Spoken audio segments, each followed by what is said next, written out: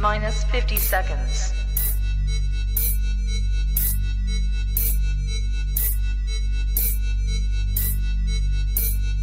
T-minus 40 seconds.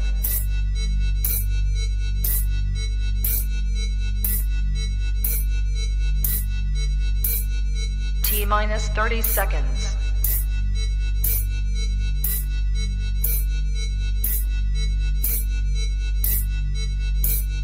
T-minus 20 seconds.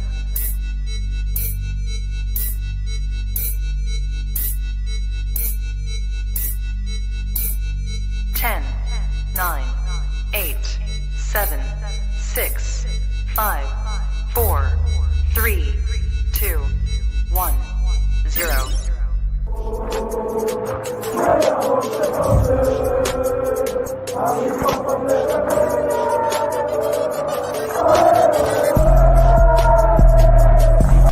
Shout out to Kop-Ish. Shout out to Kopish, guys. All the good work the up. two legends, Emil Heskey, Howard Gill. Can't get much better than that guy. Yeah. You know what to do now. Like, comment, subscribe. I'm with legends, guys. Kop-Ish.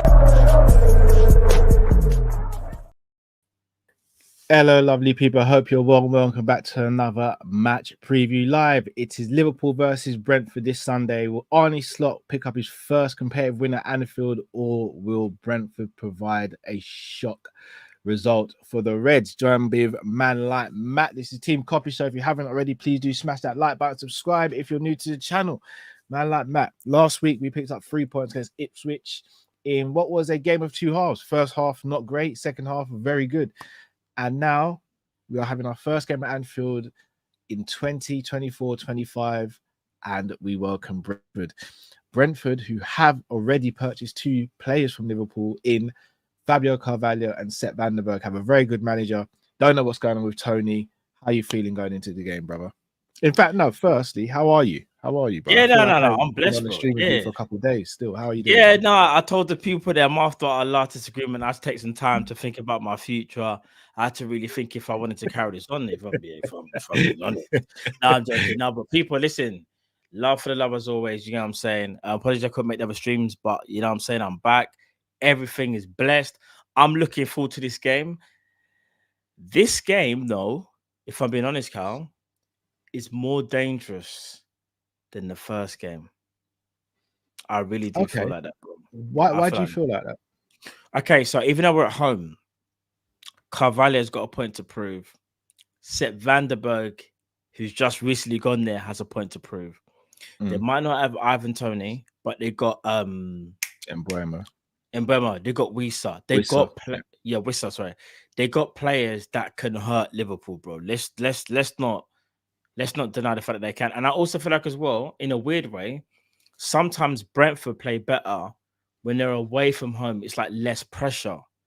I feel like there's more pressure on us being a home team, our first home game of the season. So don't get me wrong. Ipswich is always going to be a hard game, but now I feel like this is where we could be really tested. Because I feel like if we make a mistake, this team could actually punish us, you know. Completely agree. Brentford are always a good team. Again, I know I might be in a minority here, but I wouldn't have been upset if Thomas Frank had taken over the job when Klopp stepped away. I rate him extremely highly.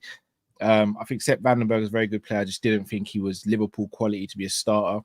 And same with Carvalho. I mean, Carvalho came out with some quotes the other day saying, look, he just didn't want to sit on the bench. And I'll be honest with you, like, I admired the mentality. Like, he got, in my opinion, he wrongly got dragged through the mud last summer and it's the typical thing that happens, especially with Liverpool. If a player isn't sort of seen to be outwardly happy that they're in the squad but not really getting much game time, then automatically they're labelled with having a bad attitude or this stigma or that stigma. Yeah, true. The kid just wants to play football and he wants to play regular football. He understands he's young, he needs game time. And he's gone somewhere where he's getting game time. Again, didn't think he was good enough to be a starter for Liverpool. Was maybe third choice, number 10, fourth choice, left winger. So he's never really going to get much playing time. But I still admire the mentality. He could have stayed around, stuck around, collected his salary at Liverpool, stayed in the comfort zone. He's decided not to. What do you think of the chance of Carvalho and Sepp Vandenberg actually starting tomorrow, though? So here's the thing. So Carvalho didn't start their first game. I remember they spoke to Thomas Frank. I remember I saw a little interview of him before, their first game on match day, and he was like, they were like, you're not starting Carvalho, and he was like, he's only had a few sessions, so therefore I'm not gonna start him. I think he's a talent, and we'll see him later on in the game. In regarding Sepp Vandenberg, he'll probably say the same thing. However, I've got a funny feeling that Carvalho might actually start this game. He might have that fire burning inside where he's like, I want to prove the team that I just left wrong and how good I am. So I think Carvalho might start. I think central defense is a bit different in terms of you do need maybe a bit more time under your belt in training, maybe to get used to like the system and whatnot. So I've got a funny feeling Sepp Vandenberg might be on the bench, but Carvalho might start. I also want to point out as well, Liverpool done good business, I will say that. I know we criticize the players coming in because there hasn't been a player, so to speak. But in terms of outgoings and in terms of the players that actually wanted to leave, we've actually done pretty well. And I think it's good business with Brentford. And I think there could be some type of partnership there. I don't know. But on that note, players have got to think about their own careers. And I think both players have done exactly that. Like you said, Carvalho, I think he said something like, it's all good in pre-season, but he kind of knew when those players came back, he wasn't going to be getting as much game time or playing for Liverpool. And he got Sepp Vandenberg, who I think I read a report that Arne Slot wanted to keep him. But again, he wanted first team football. So if that's the case, and Sepp Vandenberg being at the age that he is, he wants to play week in, week out. You cannot be players wanting to play week in, week out. So absolutely. Say to them, if I'm being honest, you could say that's elite mentality because they're not willing to wait around. They feel like they're good enough. It's either going to work for them or it's either going to not work for them. But you can't begrudge them for wanting to play week in, week out, bro. Do you know what I mean? Absolutely. If you haven't already, guys, smash that like button, subscribe if you're new to the channel. Drift, you there, bro? Yes, fam. How are you feeling? How are you feeling going into the game? Very different testing switch. I'm a little bit apprehensive. Obviously, with it being a home game, I'm really excited for us to be at home. You know what I'm saying? Like see the home crowd, first game under Slot at home. So I'm actually really excited about that. But it's one of them ones where I'm just a little bit apprehensive about every game, as I always am, because once you start building up to the game, you start realizing the importance of the game, and then it just starts to give you that little bit of anxiety. So I think we should win. I'm happy. I'm looking forward to it. I'm excited about it. But every game will always get me a little apprehensive, like, if Arsenal win, if City win, we got to make sure we get those 3 points. And then, you just get that little bit of nervousness before a game. So, yeah, I'm all right. I feel all right. I hear that. Matt, you spoke about Wissa and Mbeumo. Outside of those two, would you say they have more threats, as in Brentford, or would you say those are the main two? And if we can keep those two quiet in attack, then we should be all right to navigate the game. I think it's mainly them two. That's where, obviously, if Toney was there, but as things stand, Toney does look like he's on the way out, whether it's Saudi or whether it's that potential late move from Chelsea, who seem to, want to buy everybody. But I didn't know they had a late move through. No. I'm not saying they do. I'm just saying it wouldn't surprise me if Chelsea deadline day, say Toney hasn't left, and then you see Chelsea going in for him because they need a striker. If the Osman deal doesn't potentially work out, but it's mainly those two you need to worry about, in my opinion. If you stop those two, then I feel like you're negating what they have. The only person I'd add to the mix though is Carvalho. Like I said, he will have that fire in his belly where he's like, "Nah, I'm quality. I want to show these lot." Enough respect to Liverpool, but I'm going to show these like the reason why that I should have stayed and why they should have gave me more minutes. Of course, he's going to want to be like that. So I think he will start, but at the same time, he could come off the bench. But I do feel like those are the key players that we need to watch out for, because Brentford, if you look at their goal tallies for the last how many, all you see is Toney, you see Mbeumo and Wissa. Those are the three players that you will see as goal threats. No one else really scares me, so to speak. Not saying that other people can't score, but you take away those 3 outlets, including Carvalho and that, then I think we've got a great chance of winning the game. We just have to be switched on at all times because they've got pace on a bit of the counter. And without Toney, they play a bit differently. I feel like they play a little bit more fluidly without Toney as well. Because Toney is more get the ball into Toney and they'll make things happen. Whereas I feel like on the counter, if we get caught, they could play the ball long to Mbeumo, maybe trying to isolate maybe Robbo on the inside right channel, and he might be able to have a gut Robbo. That's where we'll see. And then obviously Wiesa running off him. Drift. I don't know if it was last season or maybe the season before, but either way, Ivan Toney, phenomenal footballer. And whenever he's played against Liverpool, he seems to have good games. How much do you think Brentford would miss him? And do you think he's the difference between Brentford potentially being able to get a draw, a win, or them losing if he plays or if he doesn't play? Drift, you there, bro?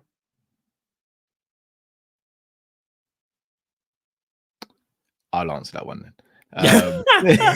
So what's the question? I'll answer it. Go. What's the question? So Ivan Toney, could he be the difference between, if he was to start, could he be the difference between them getting a draw or a win? Or if he isn't to start, is it more likely that we are better favourites to win this game with him being absent? With him being absent, the dynamic does change a lot. Don't get me wrong. Like I said, they got players that can hurt us, including Carvalho. But with Toney, I feel like there is more of a threat because you can't deny his quality. So him not playing is a massive miss for Brentford. Let's not make no mistake about it. He's their main man. He's their talisman. Do you know what I'm saying? Like, he's the guy that, like, not out of nothing, but like Brentford are able to pull off some good football. Toney would normally be a part of that. Because like I said, when they done that whole, I think it was 3-5-2, and they used to play like Toney and Mbeumo. Yeah. That link and combination was kind of cold because Toney would be the guy link up play, and then Mbeumo would run off him in it. Like, do you get what I'm saying? Yeah. That 1-2 punch, what they had was very, very effective. So without Ivan Toney, they do lose that. However, with Wiesa, a different type of player, but I think it's more they would have to play more counter-attacking football at Anfield to get more out of him. Do you know what I mean? So yeah, man, without Toney, I think it's a big miss for Brentford, bro. I don't think we should be worrying as much, even though they still got quality. Cool. Shall we look at potential starting lineups for Liverpool then? Yes. And then we can address where we think the threats are from our side. So, indeed. Share screen. This is a bit where, in fact, I'm intrigued to see which direction you're going to go with this, because I think this might be one of the easier lineups to predict, but we'll see. Oh, anyway. I think it will be. Okay. So we're on the same page then. Yeah. All right. So let's go with goalkeeper picks himself, right? 100.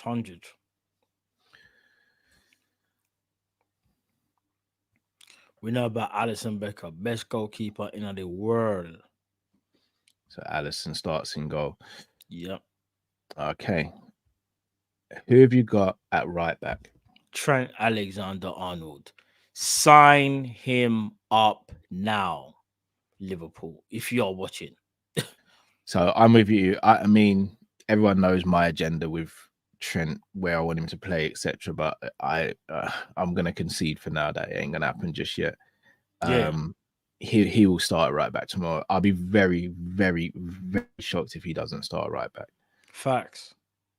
Who have you got left back?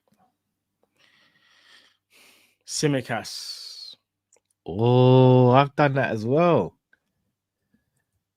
Explain your reason as to why you think Tsimikas will get the nod ahead of Robbo. If I was Arne Slot, I would look at Robbo's performance in the first game and think he's not still quite up to speed. I think Robbo, there was maybe an interview with Robbo or a report that said this is the first time he's played it. But in fact, no, you sent it in the group about Robbo being pain-free for the first 5 months. Bro.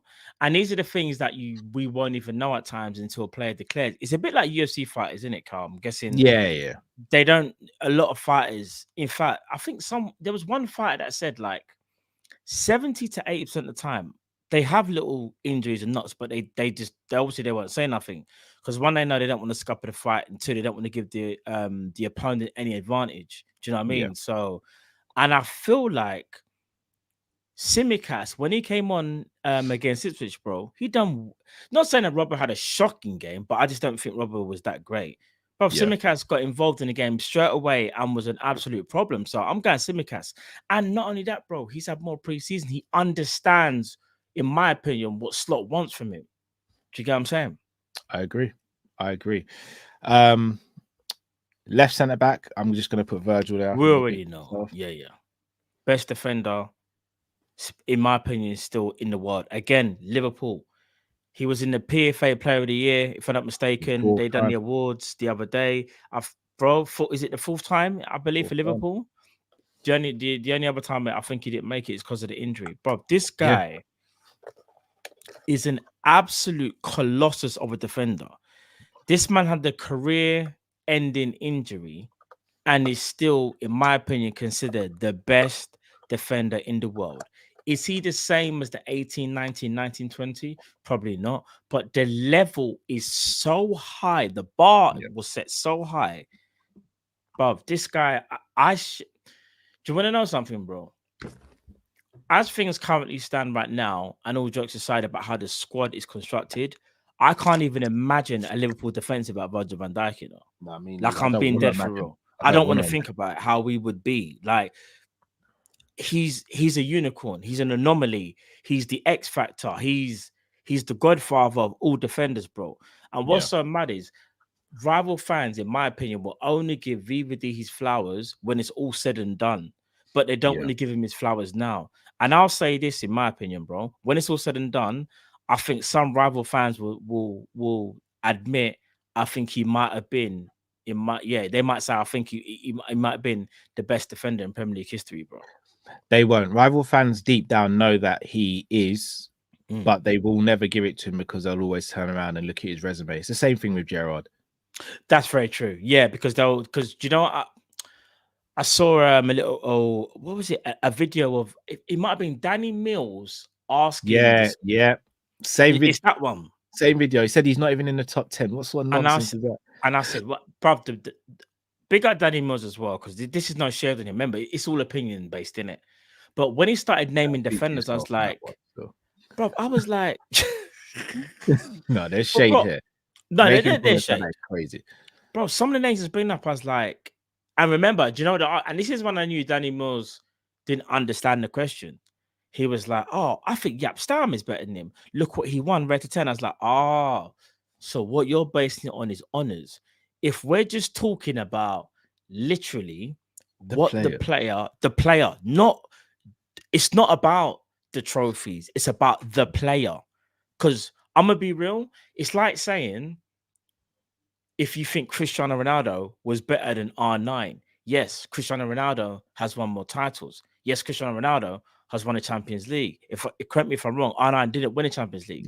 But in my opinion, if we're talking about ability, we know the answer. Come on, bro. Let's not do that. So shout out to Danny Mills if you're watching, but you got it completely wrong. You know the ones there. You got it wrong, bro. You need to go back and think about what question was given to you. Too many people in football across the years, especially since the YouTube football world opened up, like to have football trophies as a barometer for individual ability. And I've never ever understood it. And I think, with all due respect, it's actually the dumbest argument you can ever have in football to say, oh, this person won this much trophies, so therefore it means that they're better than such and such. Oh, he didn't do this. How can he be the best if he did?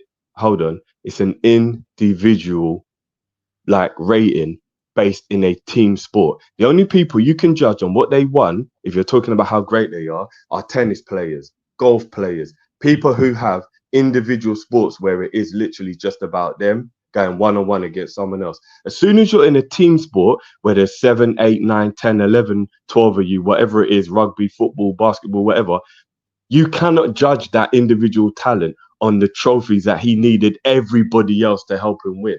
Bro, I've never understood that argument ever. And to this day, it confuses the hell out of me. And in my opinion, I think that's an easy argument to try and put people down and then the logic never works the other way. So if I said to you, who's better, Frank Lampard or Steven Gerrard? There's no one apart from Chelsea fans that's going to say Lampard is better than Gerrard. But Lampard won more trophies.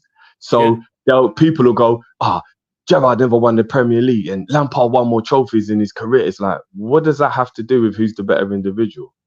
Do you get what I mean? Like, it's such a stupid argument. It confuses me, bro. I've always been baffled by that. Yeah, no, and I agree that this is the problem where it's like it's about the individual. It's not about what they've won as an individual. Who, like, it's like, who was the better defender? It's so clear. There's not many defenders in Premier League history that can measure up to Van Dijk. For example, Rio Ferdinand, in my opinion, and even Vincent Kompany are probably the only two defenders in recent memory that can compare to him as an overall outstanding. They have everything in the game to contest with Van Dijk. As great as John Terry is, even though I don't like him as a person, John Terry as an overall defender was very, very good. But if you said to someone, do you think he has a deficiency? I would say maybe not a deficiency, but against pace in a high line, John Terry is not that same defender. Whereas you can put, in my opinion, a Van Dijk, a Kompany, or Rio in any system, any side, and they thrive on their individual brilliance because they have everything. They're complete defenders. And that's not taken away from even a Ricardo Carvalho, even a Sol Campbell. But what I'm saying is, those three that I picked out in particular, in my opinion, are three of the most complete defenders in Premier League history, where I don't think they had deficiencies. So now you've got to split hairs in terms of who was just the greatest at everything. And I'm still picking Van Dijk, even though the other two I just mentioned are flipping quality, Rio Ferdinand and Vincent Kompany. Yeah, I agree with you. And I mean, if anyone wants to know who is actually the best, go and watch when Rio Ferdinand did the polygraph and they asked him, is Virgil better than you? So if the man himself knows it, do you know what I mean? And I think that's why Vincent Kompany is actually quite, not disrespected, but I think he's very much slept on whenever these conversations are had, because nobody ever truly involves Vincent Kompany in the conversation. But a prime, fully fit Vincent Kompany had no weakness. There was actually no weakness in Kompany's game. Like, if you think of all the things you need to be a defender, pace, strength, intelligence, positional awareness, heading, power, like he had a little clumsy in him sometimes, you know. Nah, bro, you play football every week. I'm not saying he had a bozo gene or anything. He had a little clumsy in him sometimes. A little. Bro, come on, man. If you play football twice a week, every week, something's going to go wrong. I'm not saying he's got a mad gene or anything, but I'm saying he had a little clumsiness in him sometimes. In the same way, Virgil has a little bit of nonchalance in himself sometimes. Yeah, but that's not even really an attribute flaw, though, is it? That's more just like, I don't know, maybe he's lackadaisical, maybe sometimes. I don't know. But I don't think that he's like, I don't know. I don't really think he had any flaws in his game, Kompany, personally, but. Yeah. No, I agreed. I think Kompany is like, him and Rio, in my opinion, are the two closest people like to Van Dijk. Don't get me wrong. There's amazing defenders. Like, the list goes on from a Tony Adams. Like, do you get what I'm trying to say? Like, you got Keowns, you got Carvalho's, you got Terry's. Those are all amazing defenders in their own right. But I don't think there was as complete. And it's kind of mad because a lot of people criticize Van Dijk by saying he played in an era where there was one striker, which you could say, okay, that's maybe true. But you could also say, but in this era, football has sped up a lot and there's a lot more athletes. So you had to be an athlete as well as an intelligent defender.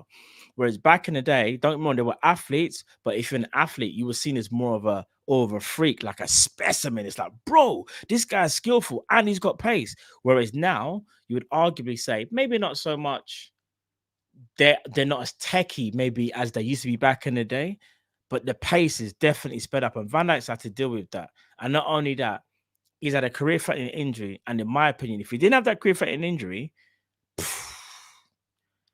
I think that, if I'm being honest, that career-threatening injury probably took off about 1.5 years / 2 years off of Van Dijk, you know, if I'm being genuinely honest. And look how good he is now, bro. He's had to adapt his game, and rightly so. But you see, 18, 9, even 7. You know what? I'll even say this, Cal. When he was at Southampton, I said this.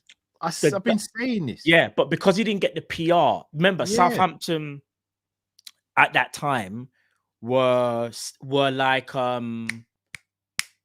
close to like maybe the Brighton of now. So people thought they were good, but they're not really. They didn't get a rating like that. They didn't get a rating like that, bro. That you see, 15, 16 Van Dijk and 16, 17 Van Dijk. Flipping heck, bro. Major it was problem. insane, bro. It's mad. Major problem. I've been saying this though. It's mad. Doesn't get the ratings at the Southampton. No, It's Southampton. Yeah, 100%. Let's get back to the game now, boys, and the starting 11 prediction. Who partners Virgil van Dijk, especially with the news that Kwanzaa doesn't look like he'll be ready for this game? Yeah, I was gonna say, spoiler alert, Kwanzaa injured. And I also feel like let's say he wasn't injured and Gano, it would still have to be. I still think it would be Konate, and rightly so. So Konate. Yeah, it would be. All right, into midfield now. I'm laughing because Matt sent me a video today which had the complete opposite effect of what it was meant to have. Yeah, I'm not gonna lie, fam. It wasn't what I was hoping for. Can't even lie, bro. But you understood where I was coming from, though. No. I fully understand it. Yeah, but it was more just to remind you, like you did, and it annoyed me even more. He's so cold, bro. He's got the potential to be anything he wants to be. Yeah. Do you know what? I mean, you can agree or disagree whether Cal deserved it or not. But I think Matt put it in the room with a little shade. Just a little bit. Like a little? There was a hell of a lot of shady. I know there was. No, yeah, of course. Of course there was a bit of shade in there. You know when I do these things, there's a bit of shade. You know me already, bro. No, it's all shade. If it's not you, I'm getting it from. It's Monts or it's someone else. Yeah, I get shade all the time when it comes to Grav. But I've never once said Grav ain't a talented player. No, that's on it. That's very, very true. I've always maintained. I just don't know where he fits in at Liverpool profile wise. But to give you flowers, they could. Not to give you flowers, but to go to your point, shall I say? You did say that under Klopp because you were like, you think Gravenberch is talented, but you didn't understand what. Like basically, you thought at the time we bought too many of the same player. You felt like we should have went for someone more defensive. You've never once said, bruv, why are we signing this player, bruv? He's not Liverpool quality. To be fair, you've never once said that. So no, I would never say but that. who has Krispy Kreme and says, nah, don't go Cinnabon? I don't know, Jeff. You might want to speak to your brethren still. Can you never have too much? I'm not part of that, member. I got told that I'm not part of the gang, so you know. No, you're part of the gang. You have to sit in the back seat, innit?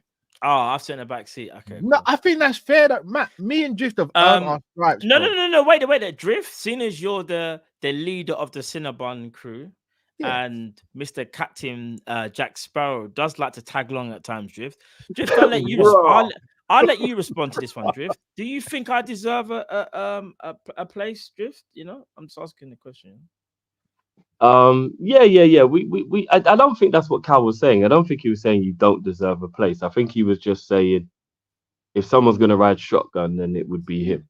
It's me. It's gotta be me. All right. So if we're doing that, then Cal, and if it comes to Gravenberch, then I'm backseat. I'm backseat. Yeah. Pause. Hey, I might even be in the boot. Like, I might have been in the boot. But I can't call shotgun with that. I cannot. Nah, fair play. I can't. Fair play. Can't. But, but I'll be honest with you. I'm gonna say something a little wild here, and I want people to hear me out. If we were to sign a top DM, Mac Allister's not a guarantee to start. If hear me out, if Gravenberch can reach the level that he's meant to reach, Mac Allister won't be a guaranteed starter. Are you saying that based on a 4-2-3-1 formation? Yeah, of course. Yeah. 4-2-3-1. Do you know what? As a footballer, Mac Allister is levels. Like he's better than Gravenberch. But I'm saying what Gravenberch could become in this particular situation, in this system, Mac Allister could potentially be not a starting or guaranteed starter, which I would always love knew that Cal to be the didn't case. really rate Mac Allister. Say again?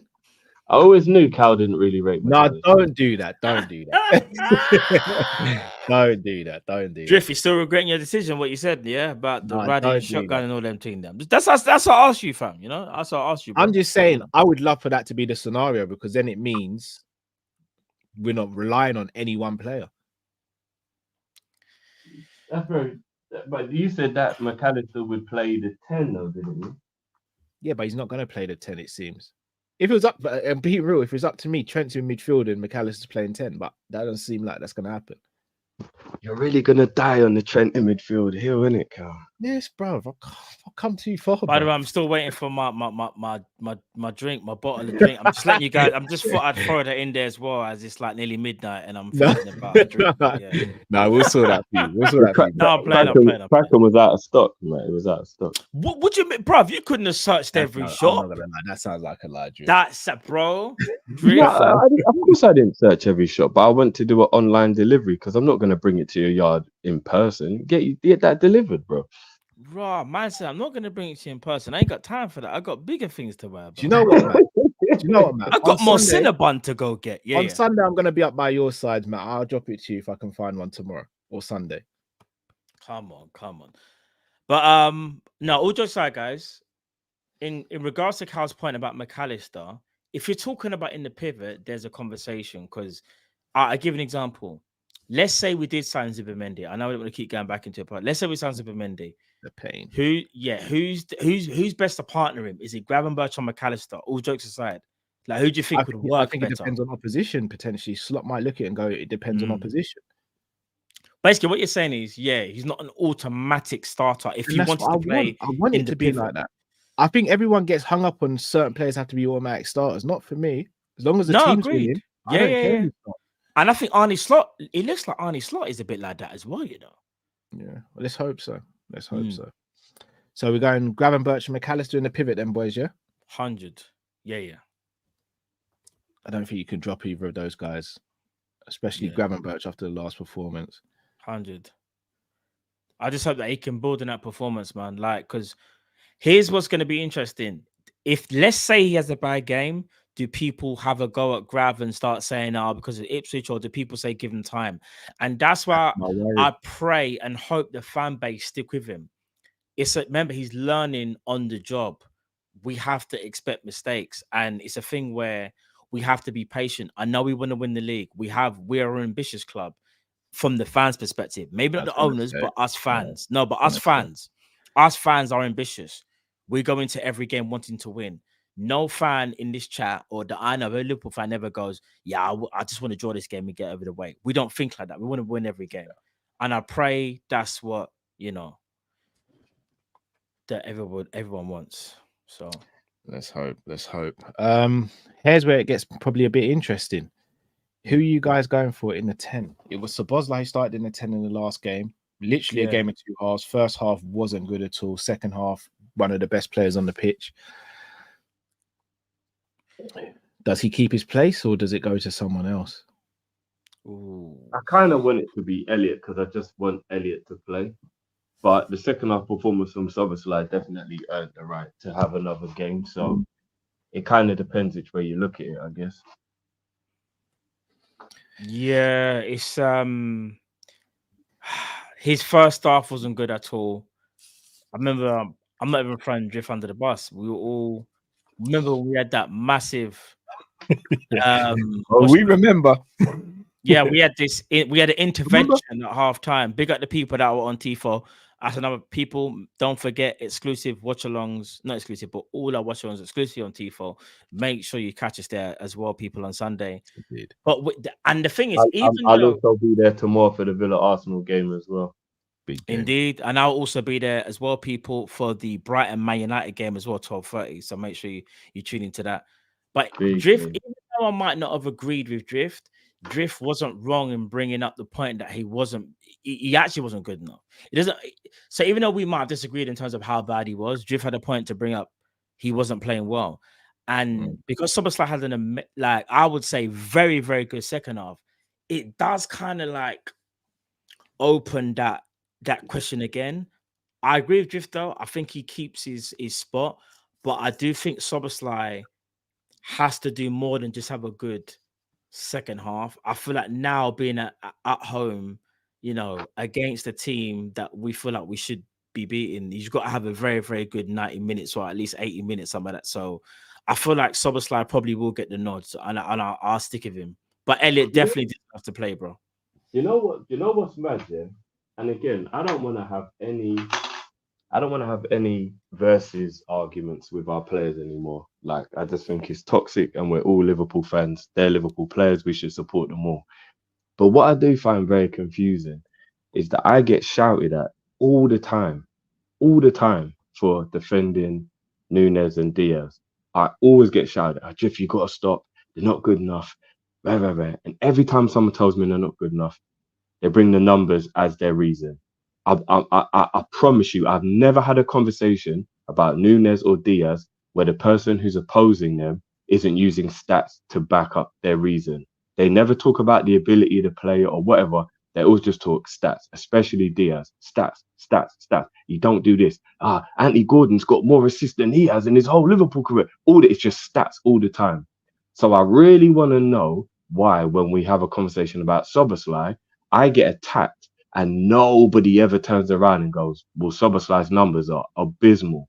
Because he's an attacking player. He might not be one of the front three, but he's an attacking player. I think he got 2 assists last season and like 5 goals. Statistically, that is horrendous.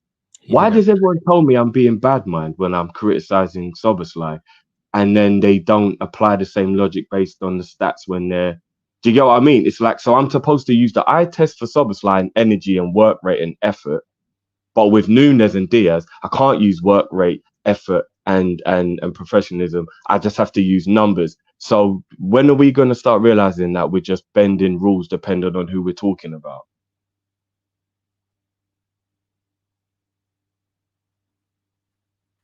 Valid it's just point. Confusing. It's just confusing. Yeah, no, valid point. You get what I'm saying? I feel like when we get into like disagreements or even like you'd say light-hearted arguments, yeah. I think what it is, some people have more energy for other players, and I guess it's only natural. But yeah, bro, again, in terms of going back to like last week, yeah, we remember we didn't even bring up stats. We were just talking about how well the players playing, in it. Like that's what we was doing, in it. And it's a thing where I don't even think we needed to bring up stats in it for that game, even if anybody had them, because it's like you can just see whether someone's playing well or not. Don't get me wrong, stats can help at times, but I agree, we don't need to have stats for every single conversation you have with a player. Some people will do that though, Drift. Like, do you know what I mean? That is their defense. They'll always look statistically. And we've always said on this channel, yeah, statistics are important, but they're not the be all end all. Like, do you know what I mean? Like watching a game and eye test, it will show you as well, like whether a player is doing well or not. I think stats can be used, but it doesn't need to be used all the time, bro. That's the honest truth. And regarding Szoboszlai, I think maybe you might have got a bit more pushback than normal. Only reason I'm thinking is because maybe there's other players that you might have a bit more time for.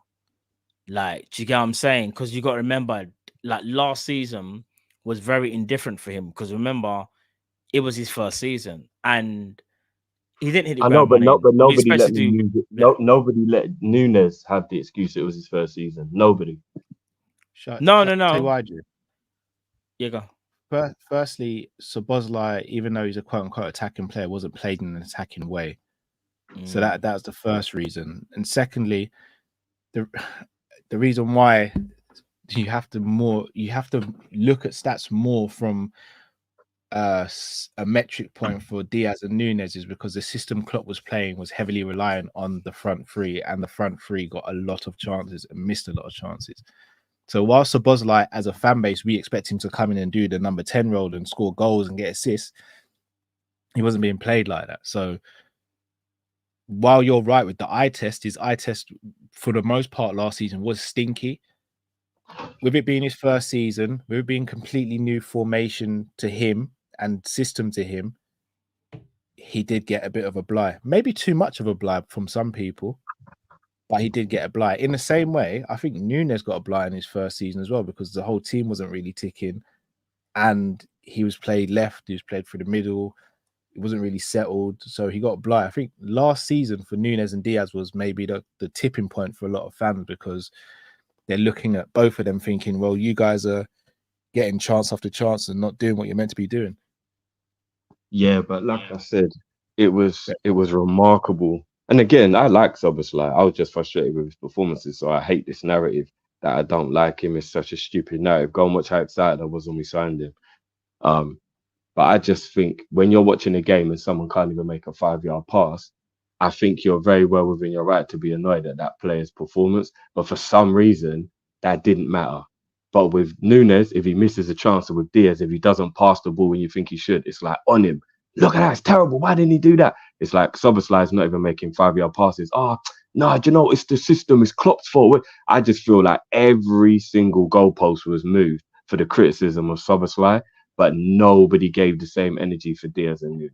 That's all I'm saying. And people probably won't even be aware they're doing it, and probably will still argue it now because, you know, to not lose the argument or whatever. But if you go back and you look, I've still been pretty consistent in my criticism of Szoboszlai. That is just the little details. It was never his energy, his effort. I always saw that and I always rated that. But if you're not even making 5-yard passes, if you got hardly any assists, if you're not even shooting, his crossing was terrible. He wasn't even getting it's like he couldn't even lift the cross high enough to get it waist high, never mind head high. Like, it was just so many aspects of his game where I'm not having the whole system was the reason he wasn't doing it. You're just making excuses. But yet, apparently, I make excuses for other players. That's excuses. Yeah. But one thing I will say, though, not to kind of do the back and forth thing, but one thing I will say is, in regards to Nunes, there were times when he missed chances that, in my opinion, you shouldn't be missing. And then there was this whole, it's his first season in England. Oh, he doesn't know English. Rare-te-te. It's like, bro, like, I think what it is, in my opinion, is tolerance level. Darwin Nunes was bought for 85 million. If I'm not mistaken, he's our most expensive player in Liverpool's history. Correct me if I'm wrong. 85 million now is like kind of like the total, whatever it is, yeah. And we're now saying things like, he didn't learn the language. All right, cool. He didn't know the language, but language doesn't stop you missing one-on-ones. It's not about, because you could arguably say, let's say, for example, his movement wasn't right or his link-up play. You would be like, all right, maybe, yeah, he didn't understand where he needs to be. He's not understanding certain things, because that's a bit different. But we're talking about just finishing. And I think his finishing warranted that whole, bro, it's not about language. It's just put the ball in the back of the net. That language has nothing to do with it. So I understand that, because it's the same thing with Szoboszlai. I just think it's tolerance level, bro. I think, listen, we all want the players to succeed. I also feel like we have to be fair, because this is Nunes' first season, Diaz's fourth season. I want to say 3.5. Kind of 3.5 to get it, because Diaz came January. This is Szoboszlai's second season. I do feel like under Arne Slot, we need to see what they can all do. Are players gonna get to that next level where they need to be, kind of thing? Remember, we saying last how I was saying, like, I know it's hard not to look at their past, but we got to try our best to kind of like, all right, you done that in the past, but what are you doing now? And that's where I feel like where it goes. And I understand people do have credit in the bank. That's fully understandable.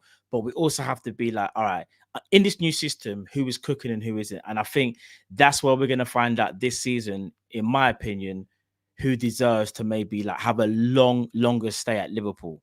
Because you got to remember, Szoboszlai's second season, Nunes is, what's Nunes? Is Nunes' fourth? Third? Yeah, third. And yeah, and Diaz is 3.5. 3.5. Yeah, I think it's 3.5. So yeah. Let's hope they all, Bob. Not to dwell on this, Jeff. Just one question. You talk about Szoboszlai on the eye. Do you not see what people say when they talk about Nunes and Diaz on the eye? No, especially not Diaz. Diaz is wonderful to watch with the ball. I don't care if you like take the end product argument away. Diaz is wonderful to watch on the ball. His skills, his close control. You can't take the end product away, because you were moaning about Szoboszlai's end product. No, but you're saying on the eye. So on the eye, forget about assisting and scoring. on the eye when he's got the ball. His first touch, his control, his dribbling, everything about him is good to watch. You're just frustrated that he makes bad decisions sometimes that don't lead to goals. But if we're just talking about on the eye, no, that's not part of the eye test. That's end product. Eye test is about the enjoyment of watching the player, how skillful he is, how good he is at maneuvering the ball, those things. Diaz is wonderful at doing all that stuff. It's just you get a bit frustrated sometimes that he passes when he should shoot. Passing's on the eye test, bro. Finishing's on the eye test. No, but his passing is good. He just doesn't make the right decisions. It's not that he can't pass. No, Diaz is a good passer when he makes the right decision. It's just he makes the wrong decision a lot, and then that's what's frustrating. But he can pass. It's not like he can't pass the ball. He can shoot. He actually can shoot. I think Diaz. I think Diaz is good. I think the rule, if I'm being honest, and I think this is what maybe a lot of people want to say is, if you're saying eye test, which again I agree with you, Diaz. I don't think Nunes, if you look at the eye test, Nunes doesn't come across great on the eye test. If we're being honest, Nunes comes across as an athlete who very quick, can score goals, but on the ball, he's not a Diaz. He's not a Salah. He's not. No. You get what I'm saying? So like, because even I'll be real, and this is. I don't want us to keep doing this because remember, we don't need to be having fights with our own players, but I will kind of say quite openly and honestly, Szoboszlai, in my opinion, on the eye test is a lot better than Darwin Nunes. A lot better. Like I think it's quite night and day. I think if we're saying eye test, Darwin Nunes is probably not the greatest on the eye at all. Like I said, I think Szoboszlai is more skillful than Nunes, but from what I've seen of him at Liverpool, he's pretty much been. We're not on the ball. Like, would you like? Because he's pretty much been the same type of player as Nunes. I don't know if I'm cutting up, but basically for me, when I'm looking at Nunes, with the eye test, I know that he's not a silky and he hasn't got the beautiful first touch and all that, the way some players do. Haaland don't have all those silky skills or whatever. But I like watching on the eye test with Nunes. It's the tenacity, it is the pace, the aggression, the way he bullies defenders. So yeah, I'm not going to sit here and say that Nunes is silky on the ball and he's beautiful to watch in that regard. No, but I do think that he's good on the eye test based on his aggression, his overall way. There's so many people last season that even admitted, right, when Nunes ain't playing, we're actually weak. We don't look right. Like we need him to be the one who's aggressive from the front. You said about eye test. I feel like you just changed your metrics for what the eye test is based on what you just said. Because every player in every position will have different metrics. I'm not going to be watching a goalkeeper or a right back and judging them the same way I judge a winger or a striker. They're judging attackers though. They're both attackers. Yeah, and what Nunes does for the team, anything wants to do with what he does with the football, bro. You're talking about his physical attributes. No, but what he does, no, but what he does is what I like watching. I like him winning tackles and winning balls he should never win, closing defenders down, putting them under pressure and getting possession back when no one else would have. There's loads of times during the time he's been here where like Nunes is the only one that would have won that, well done, Nunes, because he was the one who was being aggressive and getting in people's faces and whatever. I was going to say that, Drift, just quickly. See how you said that's what I was just going to say. I was going to say Szoboszlai is actually very similar to Nunes, where it's been a lot more about pace and power and aggression than it has been like silkiness. So I get he's more skillful than Nunes, but we're not really seeing it. Like Szoboszlai's not really showing that. He's just been a lot of pace and power. And I just want him to be a little bit more, because he's a creative player and he's a midfielder. I just want him to be a little bit more creative, slow the game down a bit and just start passing better. That's all I hate about Szoboszlai. His passing is really poor, or it's been really poor since he got here. That's it. Well, all I was going to say is this, though, because so we can kind of move on. One thing I'll say is I think you was pretty clear with Diaz, and I agree with you in terms of like the eye test. You just know he's got it. Like he's got it. Like whereas Nunes, you're bringing different categories into play because you're talking about other aspects. What I personally would say, like on the eye test, Nunes isn't that on the eye test. Like he's not. Like when we say eye test drift, in my opinion, we're saying Diaz. You would say like Mac Allister, like Gravenberch on the eye test. You just know. I don't even think you need to say things like interceptions, tackles, heart, and all that stuff. It's just eye test. Has he got it? The thing with the Darwin Nunes, it's not saying he hasn't got it, but if we're saying eye test in terms of just like does he give that wow factor when he's on the ball, like red-to-tail, like Diaz, like for example, I don't think he does. There's nothing wrong with saying that, in my opinion, but I just don't think he has it in that same way. And maybe even Szoboszlai, because like I'll say this on the ball, Gravenberch is better than Szoboszlai. Gravenberch has that. Like Gravenberch has had that since Ajax. Szoboszlai is more of a counter-attacking player who, in my opinion, when he was at Leipzig, when they played the 4-2-2, who used to absolutely go mad in counter-attacking situations.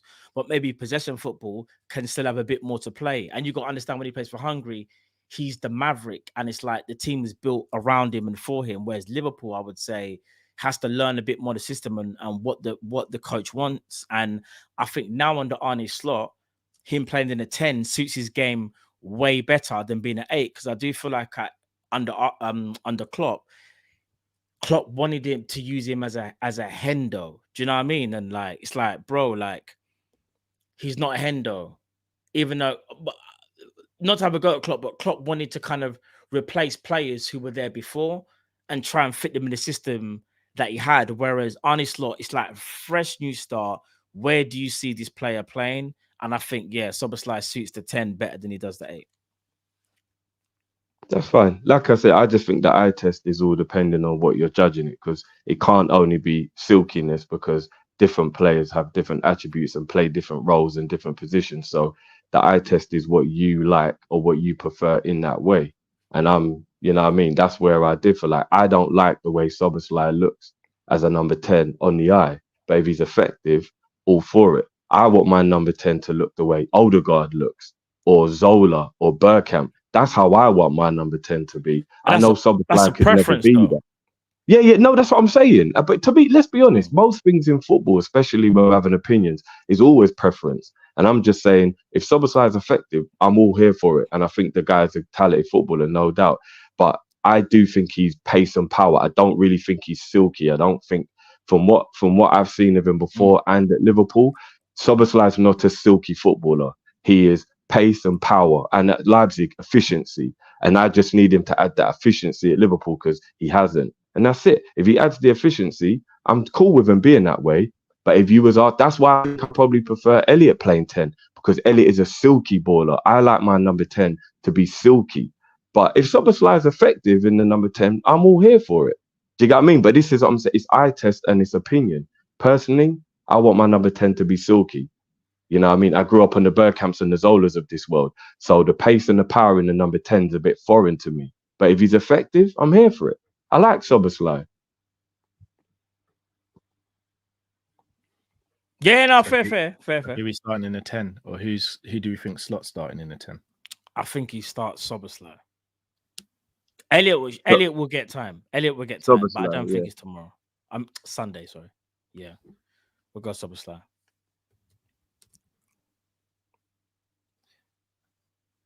And obviously Salah starts on the right. 100.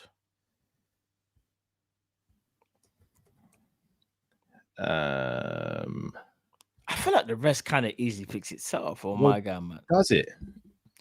Brentford are a very physical team. Could Slot maybe look and maybe think to change things a little bit?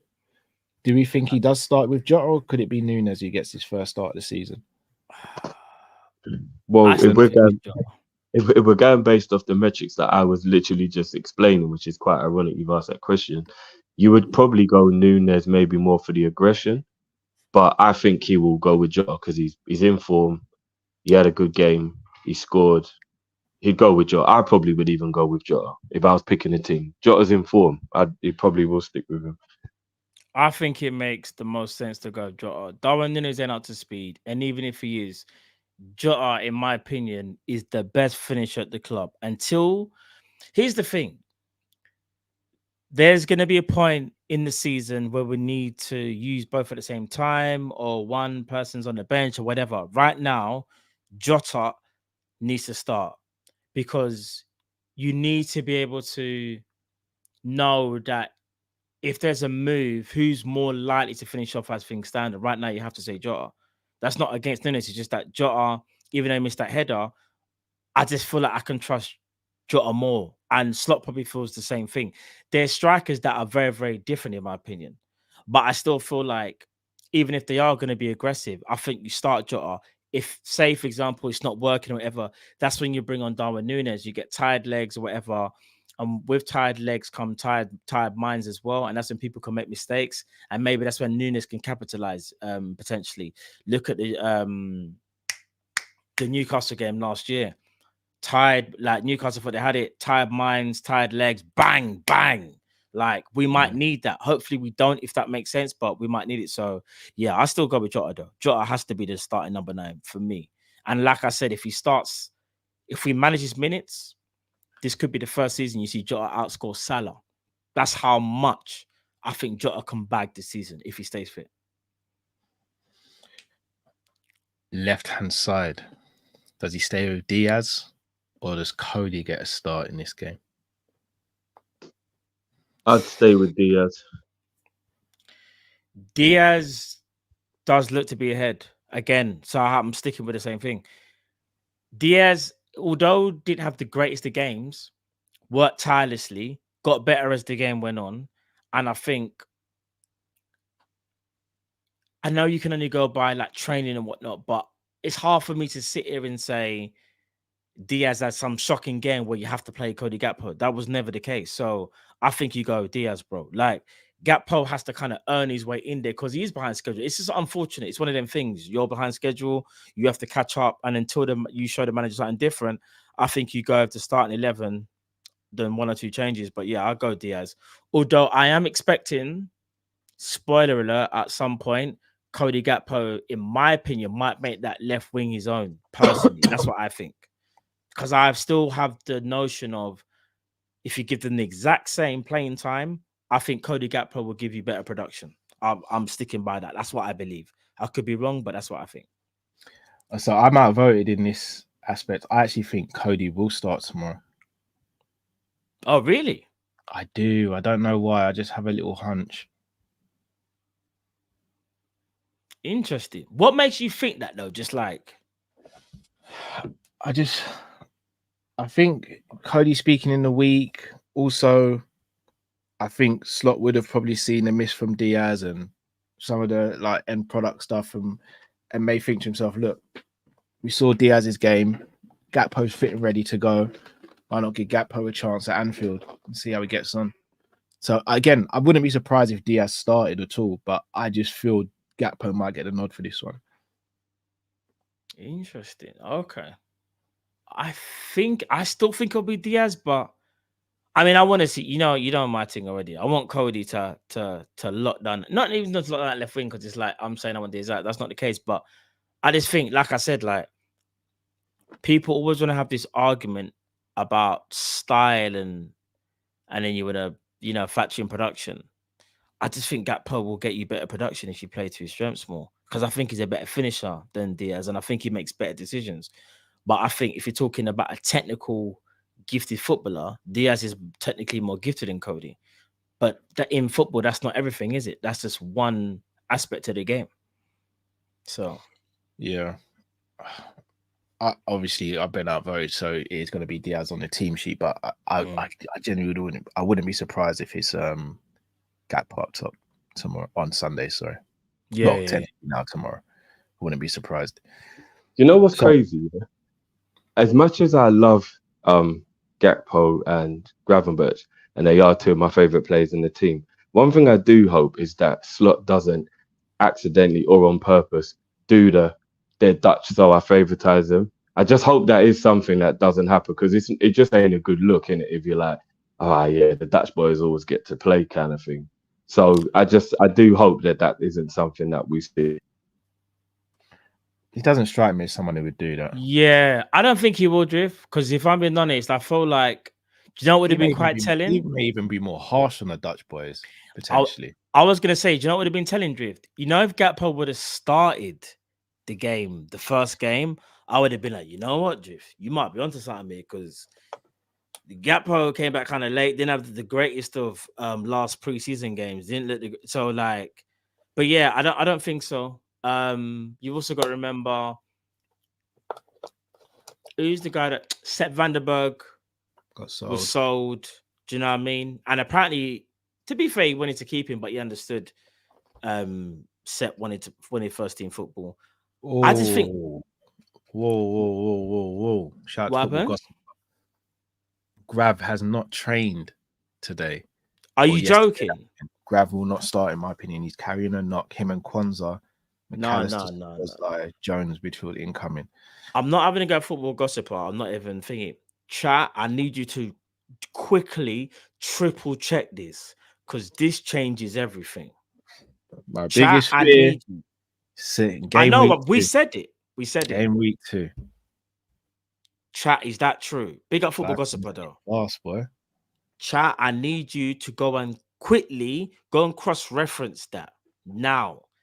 That could be a major blow. Bro, I'm going to be real. I'm already panicking because you want to know something? If Gravenberch doesn't start, that changes the way how we play even changes. Being able to receive the ball, like half turn, get out of the tight spaces. You know, a lot of teams are going to do this season. It seems like they're going to do the 4-2-4 press. Broski. A couple people saying that Jota they were potentially doing their own individual training. Apparently, he's not injured, but there's still a question mark because sometimes clubs don't like to let on because he's never really. I mean, he did speak about Kwanzaa. Time will tell because Arne might just have very different methods and might just think I'm going to manage certain people with certain different training methods. Yeah, he could be. Because I big up who's the journalist from the Daily freaking Mail? I think it's Lewis Steele. I think he said, Kwanzaa didn't train. This was a couple of days before Slot mentioned. Apologies, people. My camera, I've gone a bit slow for it, and my camera's going a bit mad. But he didn't say nothing today, so we'll have to wait and see. I pray it's not true, though. I pray it's not true. We will see. Right, people. It's against that time of the show where we're going to do score predictions. But before we do that, got over 700 of you in here.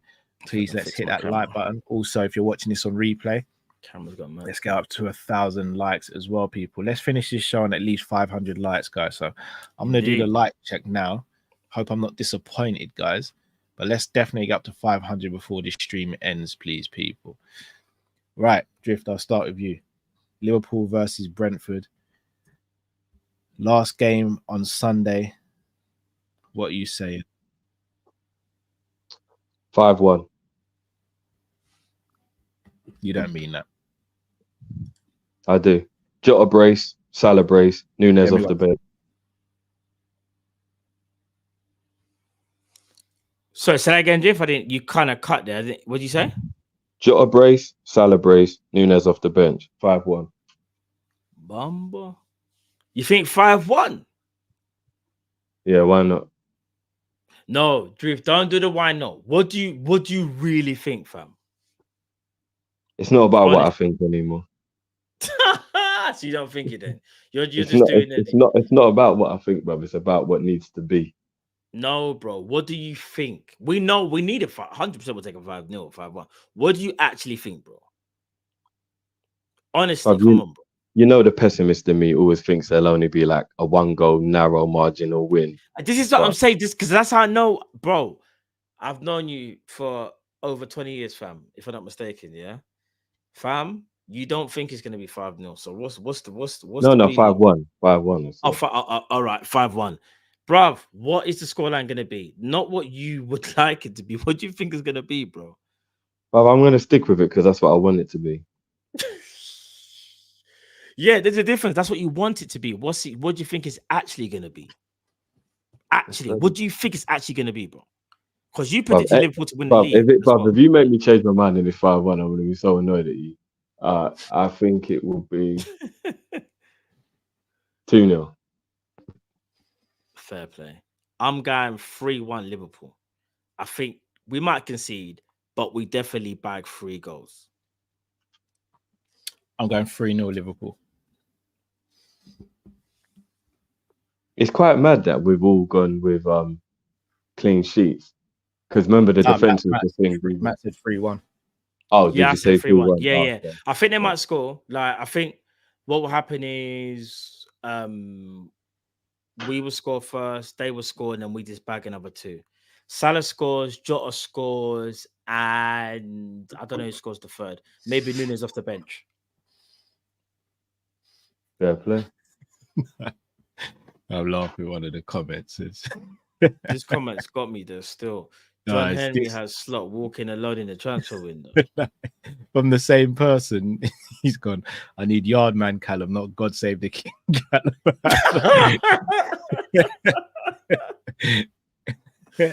Bro.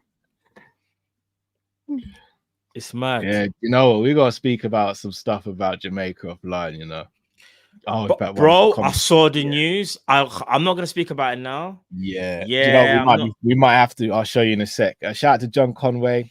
Big up Cal, Matt, and Drift. I'll be 48 in 2 weeks' time. Big up yourself, John. Make sure you remind us, please, John, so we can make sure we give you a proper celebration here on the channel, please, bro. A big up as always, 100. John. Big up Jada Activist on cue. Yep. Mason is potentially going to play for Jamaica. I'm just going to keep it short and sweet. Not happy about it at all. Neither am I, bro. I don't care. It's not about talent. Yeah, but not about talent. Miss me out with that one, man. The message that's been sent out, disgusting, in my opinion, is completely flipping wrong, bro. Yeah. I wanted to say something else, but I just didn't. I'm not putting him on this level at all, but I'm just using it as an example of, you see, when you're talented, you get away with things for years, like certain men who are now getting in trouble. Yeah, Fact. It's mad to me. He's managed to kind of escape what should have been. Do you get what I mean? Like it's mad. It's mad. I'm not saying that somebody should be, because here's the thing, I will never say take away a man's livelihood over a mistake, even though his mistake is a brutal mistake. I'm not, because somebody has to be able to feed his family and he needs to be able to live, right? So I'm not saying that you just like shun him for the rest of his life, but I think he should have been given something equivalent to at least 48 months suspension from football, or something where like he felt a punishment for what happened. The fact it was just like, yeah, it's over, I'm back now. And it's like, yeah, Man United got rid of it because they didn't want the headache because they're the PR monsters. But like, he can just go anywhere now and just be anything and continue to just play. Yeah, it's a bit mad that he hasn't had any form of punishment for it. Do you get what I mean? Like, it's, I don't know. Yeah, it's a bit mad. It's a bit mad. Yeah, I know, man. I got my thoughts and opinions on that stuff.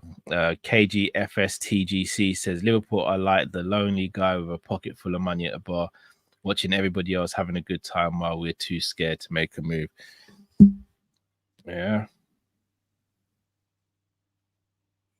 Yeah, I don't know what's going on with us in the transfer market. I'm kind of just. I don't think Liverpool know what's. I mean, they're brilliant at selling. Brilliant at selling, but there's a two-way street when it comes to transfers. No, that's what I thought anyway. LK, thoughts on Slots? Management. I'll go management. Yeah, I was gonna say just say management. Yeah. Too early to say, to be honest. Too early to say for me.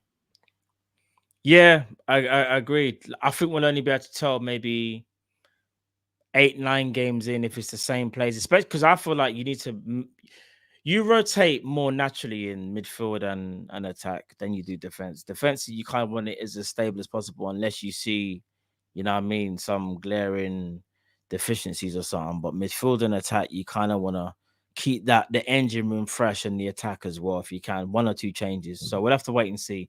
Ask me like game week 8 or something. Do you know what I mean? Like if it's been the same starting 11 and there's not even been 1 change in midfield or attack, I would say maybe we need to keep an eye on that because we don't want to see burnout when we've got quite a small squad in terms of where players are and the number 6. I think he's the real deal. Yeah, so. I hear that, bro. I hope so. Oh, Cal's allergic to my comment. Mad. No, bro. In Jamaica, we say true word. We say true word to that. True. You said a true word. Yeah, No, facts. I'm hoping. But yeah, no, I think he's the truth. I think he's the truth. I don't think we're gonna have any problem adapting to loving Slot as new manager. I don't think he'll be everyone's cup of tea, but I think if he's given the right resources, he'll be extremely effective. Yeah. The only thing that I'm a little annoyed with is that he hasn't got the charisma, which I'll get used to, but listening to his interviews just feels like night and day from how I used to enjoy listening to Klopp interviews. Klopp was entertaining. He had Do you know I what? disagree. Yes, same. I don't think he. All right, so he's not. I think Slot. I not think Klopp. he's better in press conferences than Klopp is. Bro, did you hear the man swear? Did you hear him? Klopp was ratty in press conferences. No, I don't. yeah. I don't just mean press conferences. I mean just when you're listening to him speak. Klopp had the charisma and like with Slot, he's so regimented. It can be a little bit boring listening to him talk. That's No, all. bro. Did you hear when he said when he was like the number 6 and he was like, well, I can't remember exactly. I can't remember what he said, but he just basically said Gravenberch. He basically said like Gravenberch was only be able to play well. He's like, if the players were shit, then he wouldn't be able to do what he's doing, bro. I think, bro, Slot is like, how can I explain? In wrestling terms, he's stone cold, fam. Whereas Slot might have been The Rock. It's just different. So do you get what I'm trying to say? The whole box office nature, but Stone Cold is Stone Cold, bro. Like, if you get what I mean, like, forget, their stature. It's more about the different approach. Do you get what I'm saying? Bro, Yeah, Slot was you see Slot, the way he was speaking, he don't care, bro. Do you hear? Yeah. When do you know, I'll say it again. Because we've had him on the channel and I got no problem. And James Pierce asked the question. James Pierce, innit? Bruv, it's like them man said, pass the blunt. Bro, Klopp had a problem, it seemed like, with James Pierce towards the end of his tenure, yeah? I think James He's Pierce actually mistaken identity, though. It shouldn't have been James Pierce he was going after. I think he was meant to be a spin. So I'm not going to mention who it was meant to be for. Okay, yeah. But the way Slot was like, yeah, seems like, you know, you're getting a bit old. It's like, bro, you're getting a bit old. Yes. Fam, Slot ain't here to mess about, you know. Don't care about. I remember in Drift, you sent me the you know when the manager speaks after the game. Yeah, bro, he don't pull no punches, bro. No, I like that. I like that part of his team, but I just don't think he's as engaging to listen to. That's all. Oh, fair play. No, fair play if you don't. I think he's quite engaging though. I like his because see with the Dutch as well. Big at the Dutch, they don't pull no punches, bro. They just say it how it is. They just literally say how it is. Yeah, you know what I'm saying. So yeah, I just think they're just different. They're just different. It's gonna take getting used to because we're so used to Jurgen Klopp, but this brother has charisma in a different way. Do you get what I'm saying? Like he's just bro. I hear it, but you know I like Slot anyway. So Justin says, "Did you all know Jay Spearing's a Liverpool player?" We did know. Yeah. He's been a Liverpool player a little while now. Facts. I think he's just there waiting for the opportunity. Yeah, facts. Pete says, I would play Szobo in the pivot and Mac in the 10. So Szobo has more time on the ball. If Diaz goes to Barca, who you want to replace him? Here's the thing. I actually think Szobo could play in the pivot. I just don't think he'd be as effective in the pivot.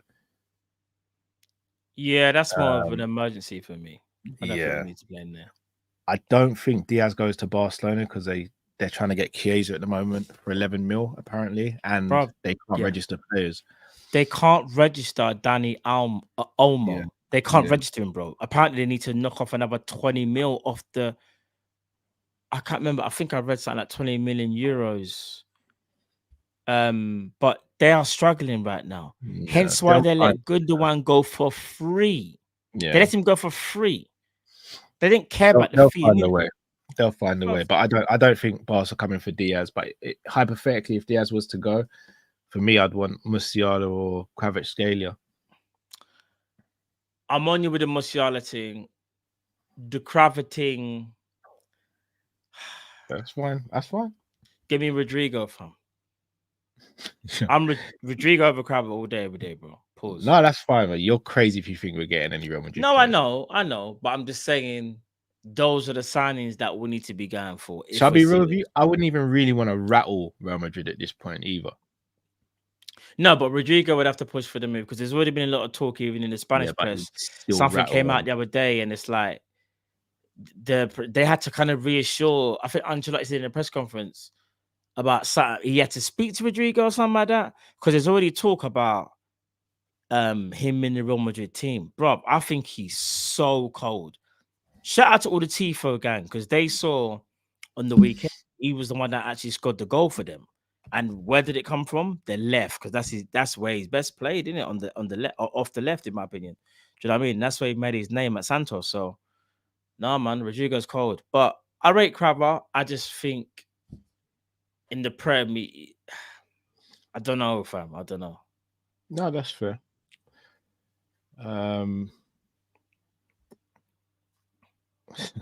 Shout out to Taji. He says, "Man said, am I gonna die upon the ill?" I pray for you. I want to see Trent in midfield, man. I do. I know it's not. Again, I know not everyone agrees. I think it would work, especially in this system. I do think it would work. Jay says, Grav may be resting with the new system. Yeah, let's hope so. Taji says Mason upon the team fire. I don't know if that's a fire is in a good fire or fire is in a bad that's what I was gonna say. I don't know, bro, because I know what. Yeah, I know where I stand on that. I same, bro.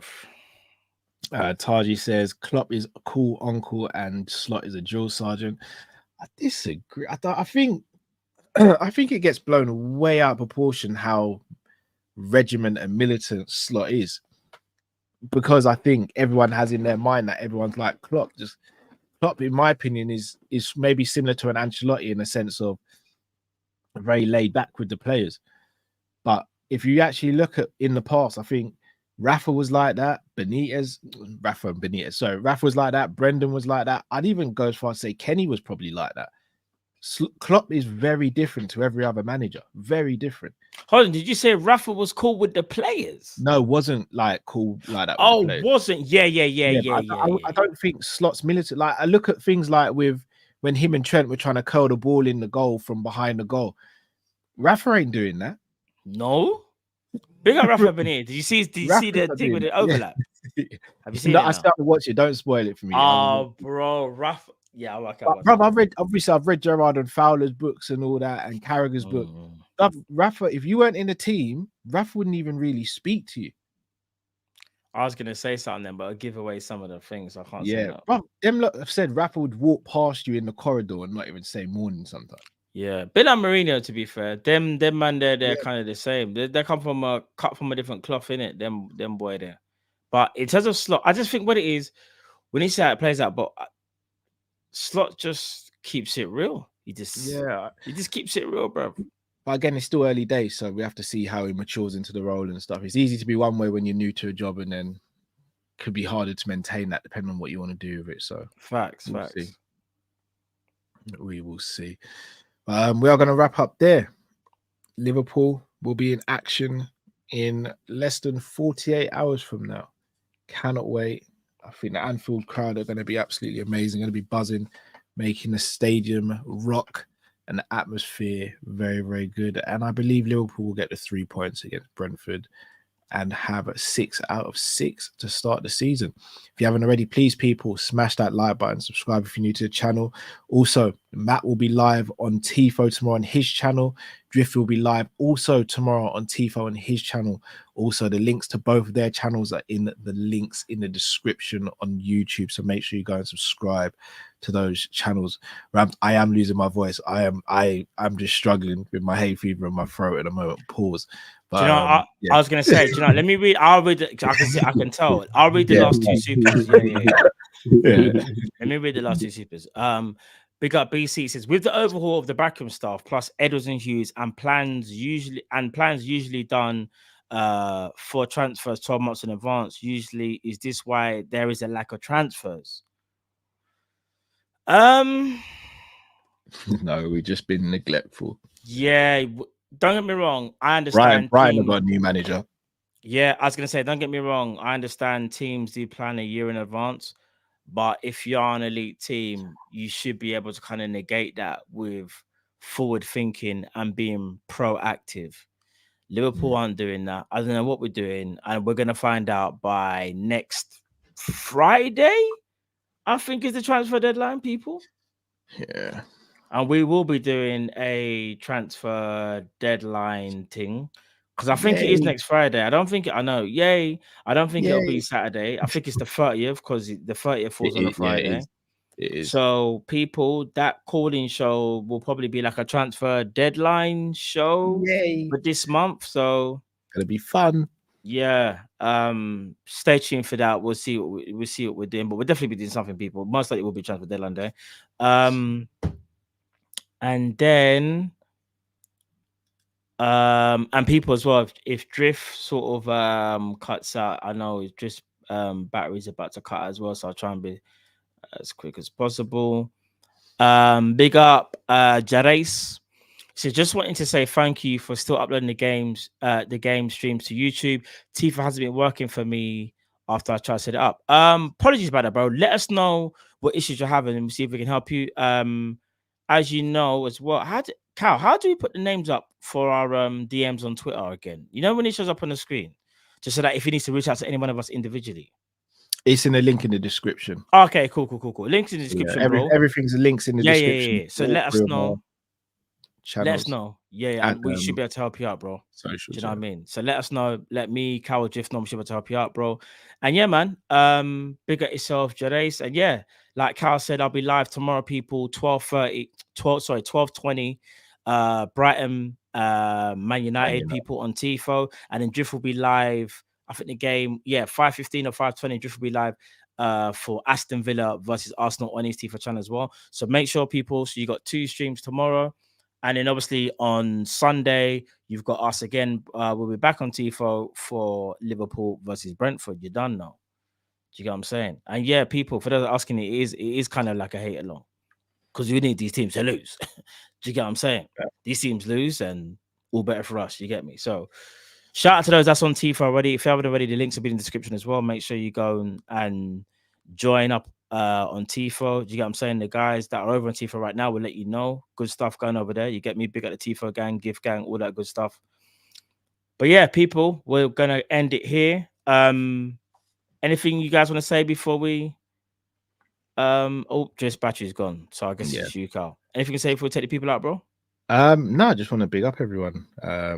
Big up everyone. Please just hit that like button and can't wait to see you guys again. As I said, go and support Matt and Drift. And then we'll be back on Sunday as a team, hopefully getting that 3 points. Imran, big at yourself. Yes, I've got my own channel on Tifo, the Matt One Show. People, go over there now if you don't know already. A lot of you guys are already on Tifo. Go over to my Matt One Show, and I think you can press join. So then you always get notifications when I go live. I'm going to be doing Premier League games, but a lot of the league games, more so Real Madrid, because you know what I'm like, people. I'm on the Mbappe watch team this season. I want to see what Real Madrid are on. I need to make sure we are ready because I am of the belief we are going to face Real Madrid in the Champions League. We will face them, bro. 100%. Jesus, take the wheel. Yeah, we're gonna face them, bro. We're going to face them, trust me. We're going to face them. I don't want that smoke. I don't want it. Yeah, neither do I, but I think we're going to face them, bro. Trust me. I can already see it. You asked for 6-digit code. Yeah. The referral code, if you want to join my one, is I think it's just Matt, you know, people. Let me double check that now. For those that haven't as well, you got Kopish. That's another referral code you can use. It's all lower caps, by the way, people. When I'm saying this as well, all lower caps. And another one is Drifty as well. That's another referral code. All lower caps. I will just double check my one now. And my referral code, it is Matt. So it's just MATT. All lower caps, people. You done know already. You get me? There you go. So you can see it in the chat as well. It's just Matt. Not Matt one, it's just Matt. But yeah, people. Love for love as always. Catch us again on Sunday as Team Kop-Ish. We'll be back on Tifo. Catch me and Drift on Tifo as well on individual channels. And Cal, when is your next UFC as well, Cal? As well, and when's the next big? Next event's not until September, but Okay. I've got quite a few things in the pipeline, so I will. Yeah, announce I'm that almost at 2K as well, so be very. Hey, come on, people, go and subscribe to. You know what I'm ASAP. saying? Yeah, the Sanderson Show. Make sure you go subscribe to that, people. You get what I'm saying? And there's a lot of UFC fans in here, or just combat sports fans up in this chat. So make sure you go and subscribe to the Sanderson Show. In my opinion, yes, people, I might be biased, but yeah, Cal's one of the best in the game when it comes to the UFC thing. Man knows. Yeah, I got a shout out to Luke and Jamie as well. No, of course. Yeah, of course. Brothers in that. Come on. They know the thing already. Get in there. But people. Imran, big up Misha as always, Imran. Big up. Big up Imran. Massive Misha, you know. You're done now. But yeah, people, listen. You see me and Drift tomorrow. You see all of us free on Sunday. And yeah, people, have a blessed weekend if we don't see you. And yeah, we'll see you soon, people. Take care. Enough love. We out, people. Team Kopish.